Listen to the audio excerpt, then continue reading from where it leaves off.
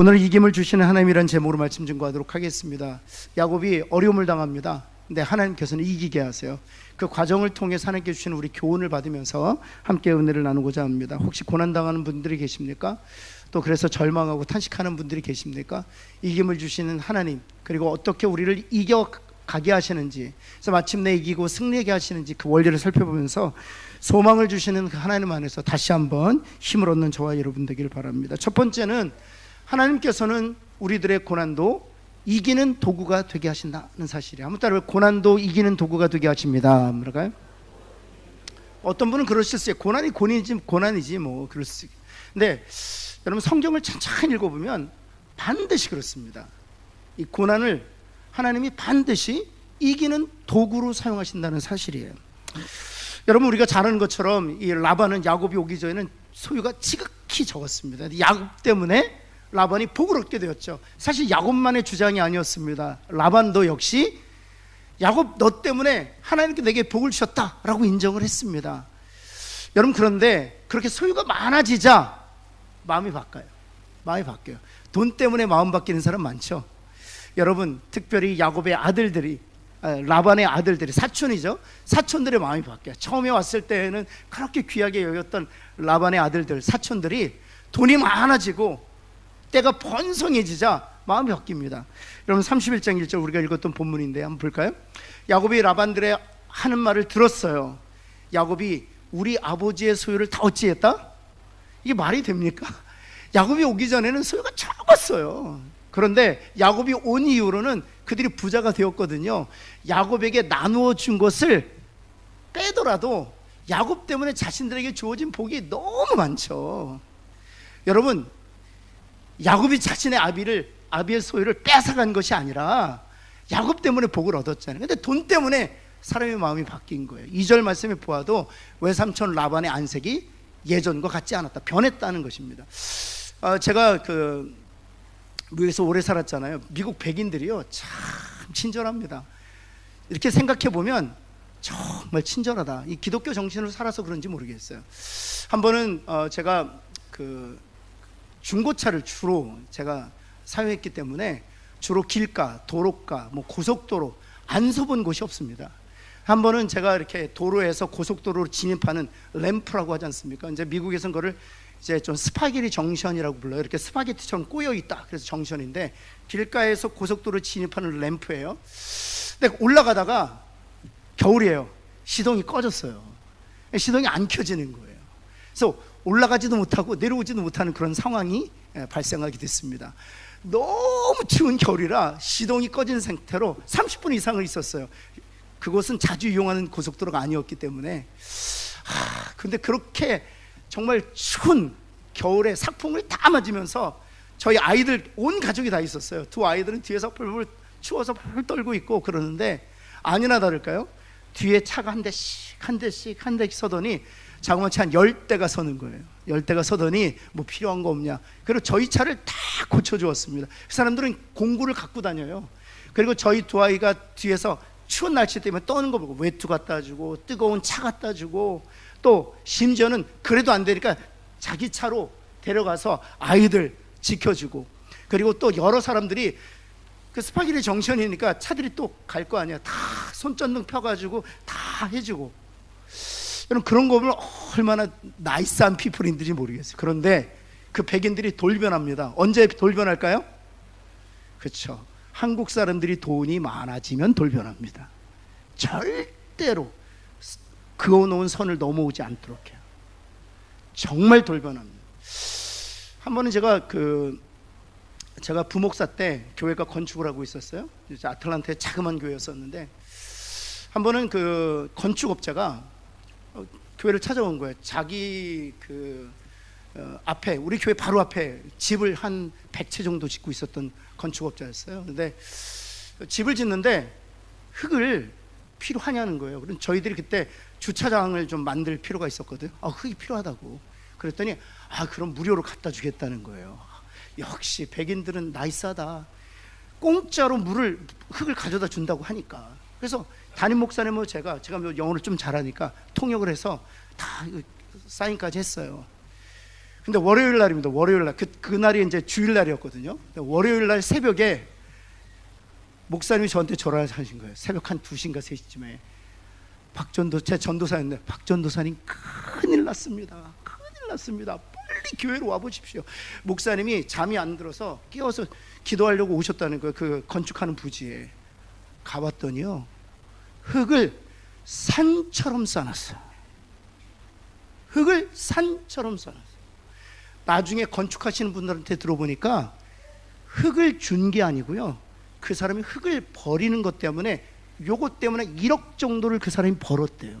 먼 곳에 가서 흙 버리지 않고 바로 교회 앞에서 흙을 버렸는데, 산을 만들어, 제가 그 산을 6개월 동안 치웠습니다. 하여튼 돈 앞에서는요, 사람들이 확확 바뀌어요.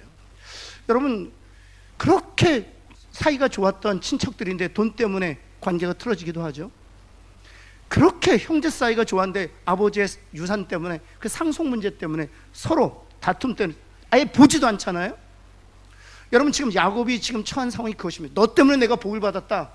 그런데 이제는 돌아서서 야곱이 조금 소유가 생기니까 우리가 상속받아야 될 그 아비의 그 재산을 빼앗았다. 돌변한 거예요. 야곱이 너무 힘들잖아요. 그때 하나님께서 하신 말씀 들어야 돼요. 3절 말씀에 그때 하나님께서 뭐라고 말씀하시냐 하면 이렇게 말씀하세요. 3절에 내 조상의 땅 내 족속에게로 어찌하라? 아니, 그 전에도 말씀하실 수 있잖아요. 야곱이 거부가 되었을 때 이제는 됐다, 이제 내 땅 내 족속에로 돌아가라, 이렇게 말씀하실 수 있지 않습니까? 그런데 그 갈등, 돈 문제로 인해서 사람의 마음이 바뀌고 그것에 대해서 관계가 다 깨어진 상태에서 그렇게 힘들고 어려운 시간, 그 순간에 하나님 이젠 돌아가라 이렇게 말씀하시는 거예요. 왜일까요? 그때 정신 차리고 돌아갈 수 있기 때문이거든요. 사실 우리 하나님의 백성들에게 하나님께서 고난을 허락하시는 것이 아니에요. 하나님께서 야곱을 돌아가게 하시기 위하여 사실 라반의 아들들을 격동하시는 건 아니죠. 이거를 우리가 먼저 전제하고 들어야 돼요. 여러분, 요셉을 통해서 하나님께서 이스라엘 백성의 생명을 구원하시기 위하여 요셉의 형제들을 격동하여 시기하게 질투하게 한 것이 아니거든요. 그들 안에 있는 죄 때문이었어요. 라반의 아들 역시 마찬가지예요. 야곱 때문에 복을 받았다는 사실을 알면에도 불구하고 마치 그 돈 때문에 변색하게 된 것은 그들 안에 죄 때문이거든요. 그런데 하나님께서 그 상황을, 하나님의 뜻을 이루는, 야곱을 다시 베들레로 돌아가게 하는 하나님의 선한 목적과 뜻을 이루는 도구로 사용하신다는 거예요. 따라서 우리 그리스도인들이 고난 앞에서 이런 신앙과 믿음을 가지고 있어야 돼요. 고난이 끝이 아니다. 고난은 하나님께서 나를 향한 계획을 이루시고 한 시작이다 하는 거예요. 한번 따라해 볼까요? 고난은 끝이 아니라 시작입니다. 뭐랄까요? 이 확신과 믿음으로 사시기를 예수 그리스도의 이름으로 축원합니다. 여러분, 애굽에 내려갔던 이스라엘 백성들 400년 동안 어렵고 종살이했던 것이 아닙니다. 요셉 때문에 내려갔잖아요. 요셉의 직분이 무엇이었습니까? 그렇죠, 우리가 자는 건 총리 대신이었습니다. 그래서 왕에게 극진히 대접받았어요. 그래서 이 이집트 땅 중에 나일감 삼각주 고센이란 땅을 상속 기업으로 물려받은 것이에요. 그렇게 극진히 대접을 받았습니다. 그런데 이집트 왕, 이 바로 왕으로부터 이스라엘 백성들의 눈 밖에 나간 때가 언제였습니까? 번성하게 되었을 때 눈에 가시처럼 여기게 되었고, 마지막 100년 정말 극심한 고통 가운데 있었죠. 그때 하나님께서 누구를 보내세요? 그렇죠, 번성할 때 하나님께서 모세를 보내지 않으시고 고난 가운데 있을 때 모세를 보내시고 하나님께서 약속하셨던 그 약속의 땅으로 이스라엘 백성들을 인도하신다는 거예요. 여러분, 꼭 기억하셔야 돼요. 고난이 끝이 아니라 하나님의 축복이 시작되는 출발점이라는 사실이에요. 여러분, 그래서 바울은 다음과 같이 고백합니다. 고린도후서 5장 1절 말씀 볼까요? 우리 한번 같이 한번 읽습니다. 시작. 만일 땅에 있는 우리의 장막집이 무너지면 하나님께서 지으신 집 곧 손으로 지은 것이 아니요 하늘에 있는 영원한 집이 우리에게 있는, 아파트 얘기하는 거죠? 아니에요. 이 땅의 아파트가 무너지면 하늘에 있는 아파트가 우리에게 주어진다, 이런 뜻이 아닙니다. 여기서 중요한 단어는 안다라는 단어예요. 뭘 아느냐? 하늘에, 여기서 말하는 집은 우리의 육체를 말합니다. 하늘에 우리를 위한 영원한 육체가 예비되었다는 사실을 우리가 알게 된다는 거예요. 언제 이 사실을 알게 되느냐? 건강할 때 아는 것이 아니라 우리의 장막집, 우리의 이 세상에 우리가 입고 있는 육체가 어떨 때? 무너질 때. 이 육체가 무너질 때, 그때 비로소 그 순간에 깨닫게 되는 것이 있는데, 하늘에 나를 향한 강하고 영광스러운 그 몸이 예비되었다는 사실을 인식하게 된다는 사실. 저희 아버님이 기도하시는 제목이 있습니다. 하나님, 잠잘 때 데려가 주옵소서. 한번 그런 얘기를 하시더라고요.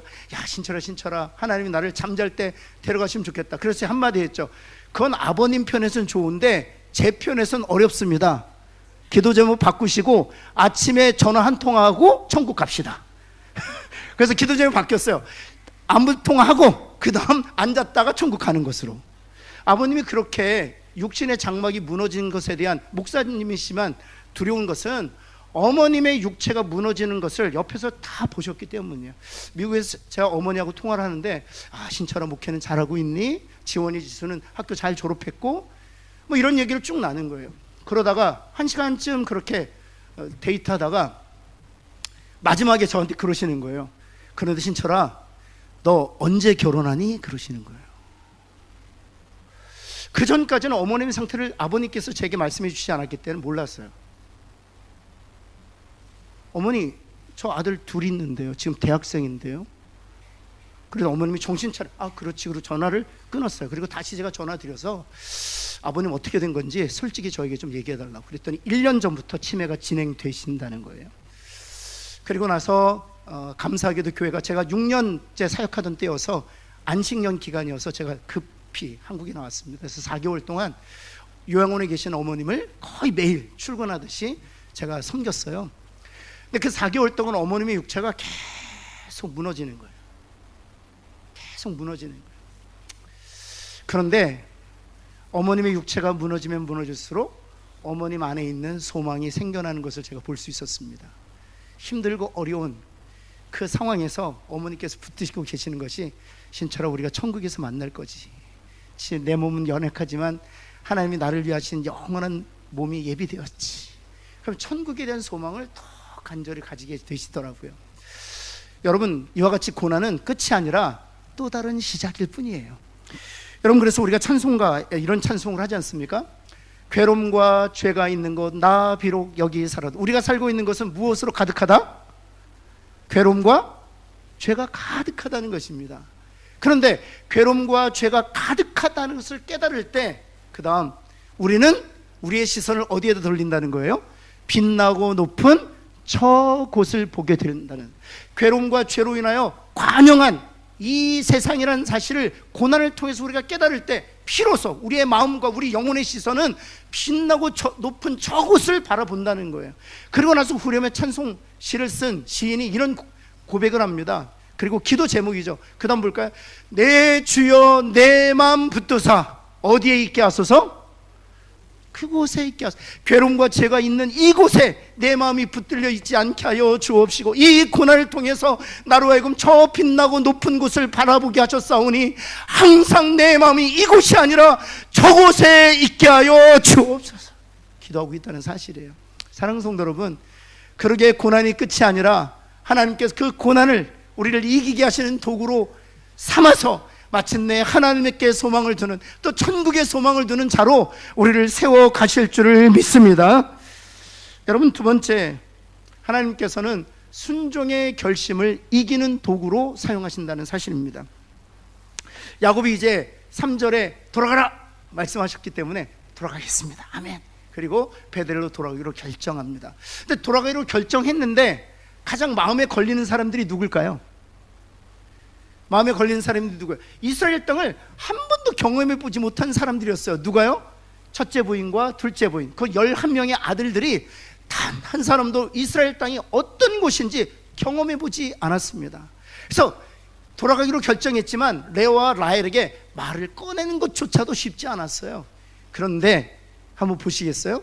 이제 라헬과 레아에게 하나님께서 내게 나타나셔서 베델로 돌아가라 말씀하신다.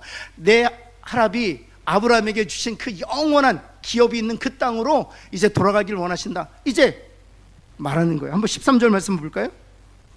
13절 말씀 보면 나는 베델의 하나님이라. 하나님께서 야곱에게 하신 말씀을 이제 레아와 라헬에게 전한. 내가 거기서 기둥에 기름을 붓고 거기서 내게 서운하였으니 지금 일어나 이곳을 떠나서 내 출생지로 돌아가라고 하셨다라고 라헬과 레아에게 얘기하는 거예요. 여러분 얼마나 긴장됐을까요? 라헬과 레아가 어떻게 반응할까? 11명의 아들들이 어떻게 반응할까? 어떻게 여기서 기반을 쌓았는데 이 기반을 다 버리고 돌아간단 말입니까? 이렇게 질문할 수도 있어요. 또 뿐만 아니라 거기서 뭐 하면서 살 거예요? 라고 다시 질문할 수도 있습니다. 근데 그 두려움을 안고 라헬과 레아에게 하나님의 말씀하신 말 전한 거예요. 여러분 그런데 한번 그 결과를 한번 보실까요? 16절 말씀이에요. 노란색으로 하이라이트 한번 읽을까요? 이렇게 반응해요. 같이 한번 읽습니다. 시작. 여러분 너무 맥빠지지 않아요? 만반의 준비를 한 거예요. 이제 질문하면 답하겠다고 다 질문지 쓰고 답까지 다 마련하고 라헬과 레아를 설득하려고 만반의 준비를 했는데 하나님께서 나에게 말씀하셔서 돌아가라고 말씀하신다 그랬더니 라헬과 레아가 기다렸다는 뜻이 아멘 돌아가겠습니다. 하나님이 말씀하신 대로 준행하십시오. 여러분 종종 우리는요 두려워합니다. 종종 일어나지 않을 일에 대해서 걱정하고 두려워합니다. 근데 여러분 아세요? 순종만 하면 하나님께서 이미 다 이루신 일을 우리는 볼 수 있다는 거예요. 두려워하지 마세요. 어디서부터 시작해야지? 어떻게 말을 건네야 할지 너무 많은 두려움을. 여러분 정말 우리가 두려워해야 할 것은 두려움 그 자체예요. 실은 하나님께서는 다 이루어 놓으셨어요. 여러분 예수님께서 베드로에게 깊은 곳에 그물을 던지라 말씀하셨죠. 제가 여러분에게 묻습니다. 많은 고기를 잡은 것이 베드로가 잡은 것입니까? 주님이 잡은 것입니까? 그럼 주님이 언제부터 그 일을 계획하셨고 언제 그 일을 이루신 것입니까? 베드로에게 깊은 곳에 가서 그물을 던지라 말씀하셨을 때 주님이 이미 다 준비하셨고요, 주님이 다 이루신 거예요. 베드로에게 요구되는 것은 딱 하나입니다. 깊은 곳에 그물을 던지는 실제적 순종이에요. 실제적으로 순종하면 볼 수 있는 거예요. 여러분 여호수아에게 성을 돌라 말씀하셨습니다. 누가 성을 무너뜨린 것입니까? 그렇죠, 하나님이 무너뜨리신 것입니다. 그런데 여기서 여호수아가 하나님의 말씀에 순종하지 않았다면 하나님이 예비하시고 하나님이 이루실 일을 보지 못했을 거예요. 그러나 그가 순종이 있기 때문에 하나님이 여리고 성을 무너뜨리는 것을 자신의 눈으로 목격했던 것이죠. 한번 따라해 볼까요? 아무 일도 보지 못하는 것은 순종하지 않았기 때문이다. 여러분 하나님이 성경 하나만 갖춰 계시고 내 삶에 간섭하시지 않는 것 같아요. 옆에 있는 집사님의 기도는 응답하시는 것 같고 내 기도는 응답하시지 않는 것 같아요. 왠지 아세요? 순종하지 않았기 때문에 아무 일도 일어나지 않는 것입니다. 순종하지 않았기 때문에 하나님이 실체하지 않으시는 것 같이 보이는 거예요. 순종하면 하나님께서 베드로에게 역사하셨던 것처럼, 야곱에게 역사하셨던 것처럼, 여호수아에게 역사하셨던 것처럼 오늘 나에게도, 나의 가정과 일터와 직장에, 내 기도 가운데에도 하나님이 일하실 줄을 믿습니다. 여러분 모세가 하나님의 부르심을 받았어요. 그런데 계속 주저했습니다. 불붙는 떨기나무 아래서 하나님의 사심을 보았음에도 불구하고 주저했어요. 왜 주저했습니까? 이런 염려 때문에 주저했어요. 한번 4장 1절 볼까요? 그들이 나를 믿지 않을 거라는 거예요. 하나님이 나를 그들의 리더로 세우셨다는 걸 믿지 않을 거라는 거예요. 여호와께서 내게 나타나셨다는 것도 믿지 않을 거라는 거예요. 더 나가서 10절 말씀에는 나는 말도 부족한, 능력도 없다는 것입니다. 그래서 주저했어요. 그러나 하나님께서 그를 설득해서 바로 앞에 서게 하셨죠. 그런데 한번 보실까요? 하나님께서 어떻게 일을 이루셨는가? 여러분 아론과 모세가요 다시 애굽으로 돌아가서 이스라엘의 장로들을 모읍니다. 29절 말씀 볼까요? 이스라엘의 장로들을 모아요. 그리고 하나님께서 내게 나타나셨고 나를 리더로 세우셨고 하나님께서 나를 통해서 너희들을 바로의 손에서 빼어내어 가나안 땅으로 인도하실 것이라는 하나님의 계획을 쫙 브리핑해요. 그러자 31절 이스라엘 백성들의 장로들의 반응이에요. 그들이 나를 믿지 않을 것이고 여호와께서 나를 만나 주셨다는 사실도 믿지 않을 거라는 그런 두려움 가운데 나아갔지만 한번 보세요. 같이 한번 읽어볼까요? 시작.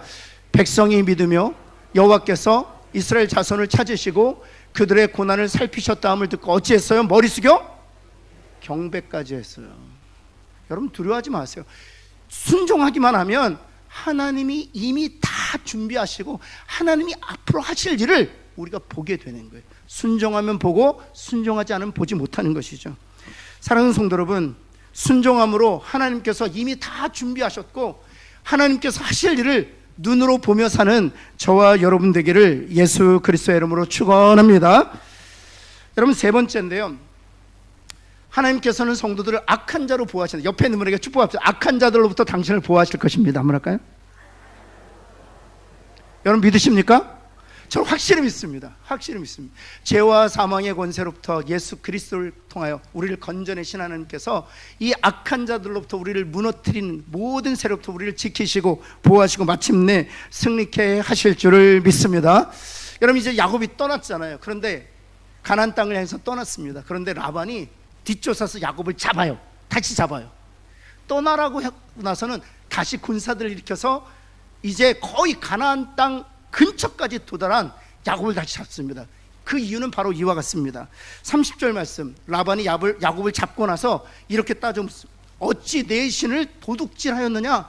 내가 가족신으로 섬기고 있었던 그 드라빔이라는 것이 있었는데 왜 그것을 도둑질하였느냐? 하는 거예요. 이 드라빔이 어떤 것인지 보여드릴게요. 사진을 통해서 보여드리겠습니다. 바로 이것이 드라빔이에요. 바로 한 8 길이 정도 돼요. 그런데 이 자그마한 신이 라반의 가족신이었습니다. 근데 이 가족신, 이 르비딤을 누가 훔쳤냐 하면 라헬이 훔쳤어요. 라헬이. 둘째 아내 라헬가 훔쳤어요. 그래서 라반 자신의 아비가 쫓아와서 야곱을 잡고 어찌 이 내 드라빔을 훔쳤느냐 이렇게 따졌을 때 34절 라헬이 그 드라빔을 내어주지 않습니다. 라헬이 그 드라빔을 가져다가 어디다 숨겼어요? 낙타안장에 딱 숨기고 자기가 깔고 앉아있어요. 그래서 들키지 않았어요. 근데 여러분, 이 드라빔이 뭔지를 좀 아셔야 돼요. 이 드라빔은 우상입니다. 근데 여러분, 라헬이 이 우상이었던 대대로 내려왔던 이 가족신, 이 드라빔을 훔쳐 가지고 나왔던 이유가 뭘까요? 하나님의 말씀을 따라 지금 베델로 돌아가고 있잖아요. 하나님의 집인 베델로 돌아가고 있는데 왜 이 드라빔을 훔쳐서 가져 나왔을까요? 그 신 섬기려고?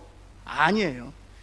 정확하게 말씀드리면 이것은 가족신이기도 하지만 장자권과 상속권을 의미하기도 해요. 그래서 그 드라빔을 갖고 있는 자가 라반 자신의 아비가 가지고 있었던 모든 재산에 상속권이 있었어요. 그래서 라헬이 그 드라빔 상속권과 장자권을 주장할 수 있는 그 드라빔을 가져왔던 것은 누구에게 그 아비의 재산을 다 물려주고 싶은 욕심 때문이었습니까?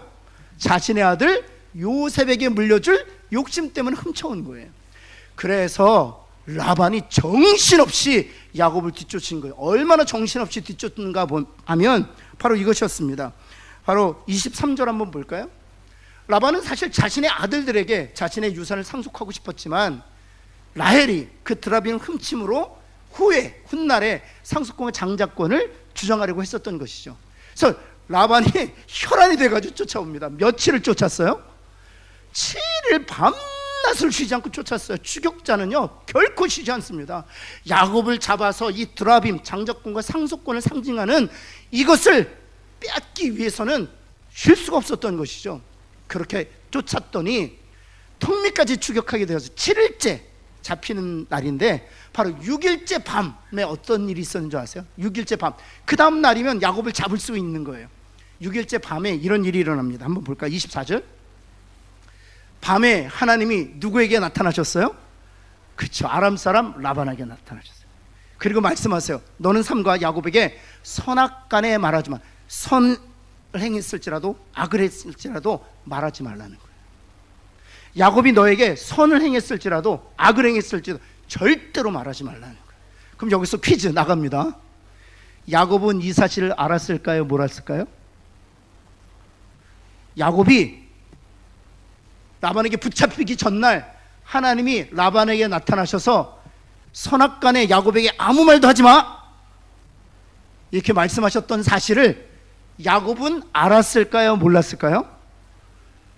당연히 몰랐죠. 바로 전날인데 당연히 몰랐죠. 제가 이 말씀을 드린 이유가 있습니다. 여러분, 옆에 있는 분에게 너도 모를 것이다 한번 할까요? 우린 몰라요. 하나님이 하신 일을 몰라요.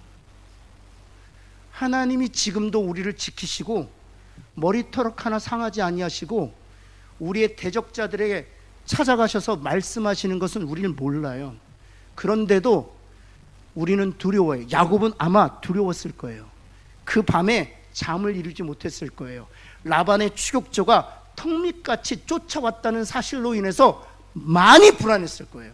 하나님이 라반에게 나타나셔서 야곱에게 선악간에 아무 말도 하지 마 라고 말씀하셨다는 사실을 라반에게 듣기 전까지는 야곱은 알지 못했어요. 사랑하는 성도 여러분, 하나님은 우리 가운데 계십니다.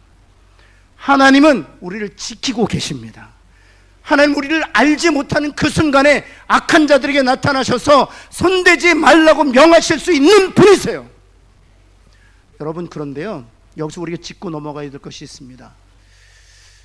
우리를 왜 지키시는 걸까요? 기본적으로는 하나님께서 그리스도 안에서 죄를 사하시고 의롭게 하시고 우리를 하나님의 자녀 삼으셨기 때문이에요. 하나님 앞에서 우리는 거룩한 하나님의 자녀들이기 때문입니다. 그런데 그거보다 하나님이 저와 여러분을 지키시는 더 근본적인 동기가 있어요. 모세를 통해서 우리가 간접적으로 알 수 있는데, 여러분, 시내산에 그 십계명 받으러 올라갔다가 내려와 보니까 송아지 만들고 그 송아지 앞에 경배했던 이스라엘 백성들에 대하여 하나님이 다 멸하시겠다고 말씀하셨습니다. 그때 모세가 뭐라고 기도하는 줄 아세요?